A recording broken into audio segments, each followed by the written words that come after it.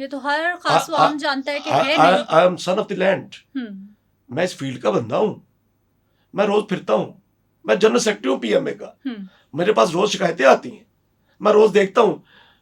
हम कुछ नहीं कर सकते। सिस्टम इतना उसने अपने जो है ना कि माफिया zigzag हो गया है। माफियाज ने आपस में आपको इंटरलिंक कर लिया हुआ है। हेल्थ में भी माफियाज। एक दवाइयों के अंदर आप इधर, अभी आपको बताऊं, जेनिटोरियल सिस्टम, जेनिटोरियल सिस्टम, सिक्योरिटी सिस्टम, वहां पर आपको पक्के मुलाजिम रखने पड़ेंगे। 100 पक्के मुलाजिम रख लीजिए, उसके ऊपर अच्छी मैनेजमेंट कर लीजिए। करप्ट बंदा उसको पकड़े, डॉक्टर है तो उसको पकड़े, एडमिनिस्ट्रेटर तो उसको पकड़े। अब ये नहीं कि आप उस चीज को आउटसोर्स कर दें। आउटसोर्स के अंदर वही 6 कंपनियां होंगी जो हर अस्पताल के अंदर किसी ना किसी तरीके से वो मैनूवर करके एक ही बंदा लेके जाएगा। सही 100 बंदे की सिक्योरिटी देनी है, वो बंदा 40 रखेगा, 60 के पैसे खाएगा। और ये रिपोर्ट हो चुका है, ये पूरा महकमे के अंदर है, कुछ नहीं हुआ आज तक। ड्रग परचेज का इतने बड़े स्कैंडल खुले हुए हैं उधर, उसी तरह ही सर ड्रग परचेज का, फिर उसके बाद अस्पतालों से दवाइयां चोरी होने का, मैं तो ये वाकयात ये सुनने में छोटे छोटे ये लगते हैं, लेकिन आइसबर्ग्स हैं। मैं पढ़ाता हूँ डिजीज इटियोलॉजी के, बीमारी की वजूहात क्या है, तो उसके अंदर मैं लफ्ज यूज करते हैं हम लोग आइसबर्ग, आइसबर्ग फिनोमिनन। ठीक iceberg, tip of the iceberg जो होती है ना, टाइटैनिक देखी होगी आपने, जो उसे दूर से जो छोटा सा दिखा रही होती है, इतना सा टिप नजर आ रही होती है। Tip of the iceberg don't indicate the real quantum of problem. ठीक, नीचे यू होता है वो आइसबर्ग। यहां पर हेल्थ के अंदर आप तो बात कर रही हो, देखिए मैं तो डॉक्टर हूं, मैं प्रोफेशनल, मुझे तो सिस्टम आई हैव, मेरा तो 35 years is selling in the ship है ना। मैंने तो 35 साल इसके अंदर चलाए हैं सारे। बात यह है कि जहां पे जो पॉलिसीज, मुझे बताएं, इतनी बुराई नहीं थी पहले, जो पहले आज जब मैं स्टूडेंट था या जब स्टूडेंट हमारे बनने से पहले अस्पतालों के अंदर वर्दी भी मिलती थी मरीज को, खाना भी मिलता था, इस तरह की नहीं। प्रोफेसर अख्तर खान और दूसरे प्रोफेसर पुराने दौर के, आज उसका एक फैक्टर बहुत बड़ा है कि ये 25 करोड़ का मुल्क है, 25 करोड़ का, और 8 बिलियन पॉपुलेशन है दुनिया की। 25 करोड़ पॉपुलेशन के साथ आप दुनिया का 1/3 है, दुनिया का 1/3। इस पॉपुलेशन के साथ दूसरा एस्पेक्ट है, कोई मैनेजमेंट नहीं चल सकती।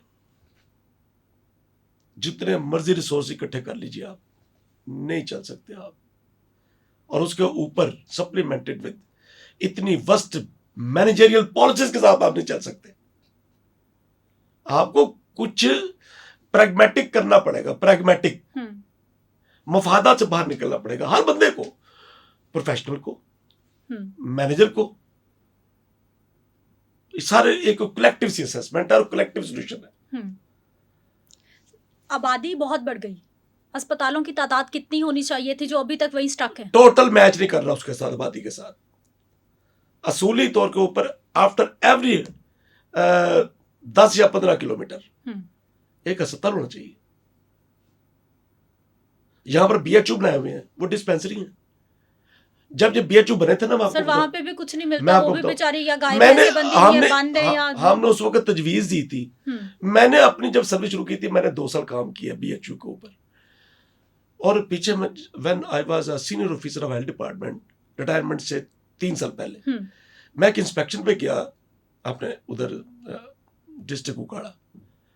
तो मैंने उस डायरेक्टर को कहा कि मुझे यार वो एक सेंटर है इधर बीएचयू, वो मैं उसका पहला मेडिकल अफसर था, मुझे वहां लेके चलो यार।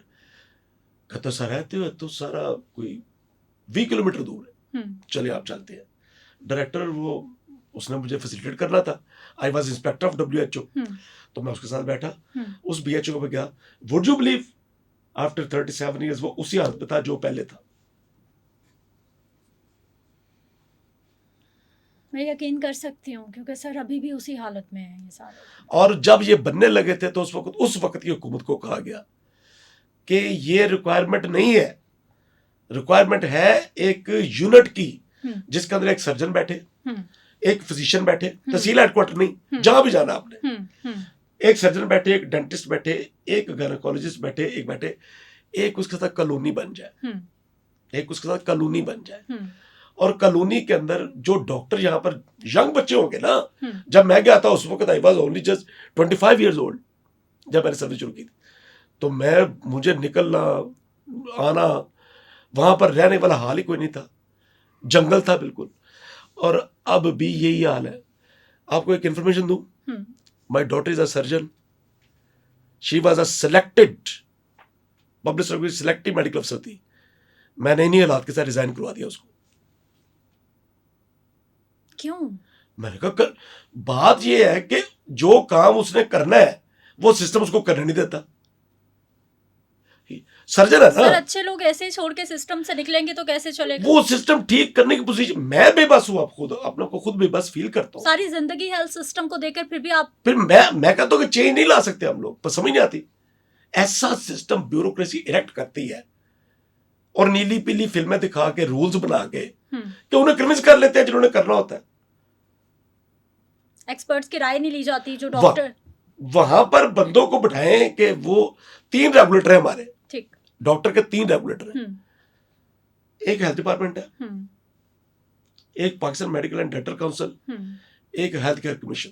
ठीक, हेल्थ केयर कमीशन के अंदर 24 जुलाई को हमने धरना दिया, बूढ़े बंदों ने, पूरे पंजाब के डॉक्टर गाड़ियां लेके आए, बूढ़े बंदे, मेरी उम्र के बंदे, धरना दिया है। आप इस उम्र में धरने दे रहे हैं, यंग डॉक्टर्स जवानी में धरने दे वो रहे हैं। उस वक्त धरना क्यों दिया कि भाई ये सफेद हाथी खड़ा किया हुआ इधर, ये क्वैकरी खत्म नहीं कर रहा, ये हमने कहा क्वैक डॉक्टर को भी पकड़ो, अताइयों को, उनको भी पकड़ो, जो क्वैकरी डॉक्टर करता है उसको भी पकड़ो, सिर्फ डॉक्टर को मत पकड़ो।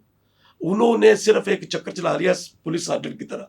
अभी आपका इंटरव्यू इधर हो रहा था, एक पुलिस ऑफिसर थे कि उनका हिसाब होता है, इन्हें चलान करो, एनए कमीशन है, एनआई, अब वो चलान करो, पैसे कमा के अपनी तनख्वाहें, सारे रिटायर्ड बंदे, सब रिटायर्ड बंदे, रिटायर्ड बंदरों की एक माज का है उधर health care commission, for what? PMDC, non elected doctors, उनके मुफाद है, बैठे हुए हैं, बर्बादी कर दी है। 200 मेडिकल कॉलेजेस है पाकिस्तान के अंदर, 30,000 डॉक्टर निकलता है साल के अंदर, साल बाद जब एग्जाम होगा बिल्कुल पूरे पाकिस्तान के 30,000 डॉक्टर निकलेगा, उन्होंने कितने जाना है?